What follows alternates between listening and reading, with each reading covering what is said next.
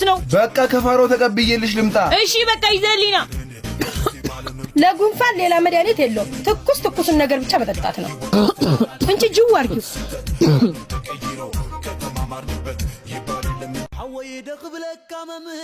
አባቴ መጣህልኝ?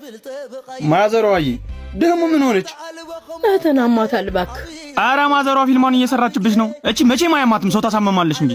አንቺ ተነሽና ስራ ስሪ። አንተ ገንቦ ራስ መላጣት ወይ አንድ ነገር እንዳትለኝ። ድምጽ ራሱ እንዴት እንዳስጠላኝ። እስቲ ተዋት አማታ። እንጂ እንጠጪ። እሺ አሁን የታመመ ሰው ቲክቶክ ያያ ታዲያ አንተ ልህ ይሄ ደግሞ ለምን እንደማይሰራው አግጀለቀ እንዴ? እስቲ ወጥ ፎቶ አብራልኝ። ኮኔክሽን ይቀንስብኛል። እሺ ግዛልኝ። እሺ ግን የምልሽን ካለሽ ምን ልታዘኝ ነው? አሞኛል እኮ።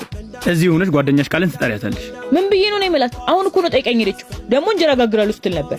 እሷ አያገባኝም። በምንም አምጫት ፓኬጁን ከፈለግሽ። ሄሎ ቃሊ።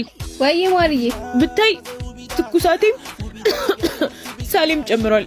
ብቻዬን ነኝ። ደግሞ አትመጭልኝ? ያው መጣ። በቃ አምጣዱና ጥፍቴ። እሺ ነኝ። በላክልኝ አሁን። ይኸው መጣች። አሁን ሳታስነቂ ትንሽ አውርተሻት ወደ ውስጥ ትገቢያለሽ።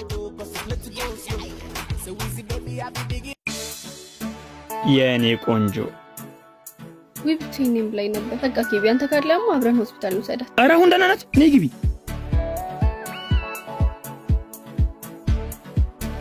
ማርዬ በጣም አመመሽ እንደ ሆስፒታል ነች። እሺ ሆስፒታል ሳይሆን ግን እናንተ ጋር ነው የምንሄደው። ነይ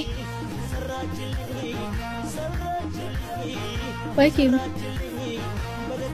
ባይሆን ስራ ፈት ወንድሜ። ሃይፋፍ ያዘጋጀው ቻሌንጅ አለ። እሱን ተወዳድረህ ብር አግኝ። አንደኛ ለወጣ 500 ሺህ ብር፣ ሁለተኛ ለወጣ 300 ሺህ ብር፣ ሶስተኛ ለወጣ ደግሞ 200 ሺህ ብር። ስለዚህ ቻሌንጁን ማወዳደር ይችላል። አሁን ደግሞ ቀርጽሻለሁ። እናንተም የሃይፋፍ ቻሌንጅ እንዳይመልጣችሁ ተወዳደሩ። መልካም እድል።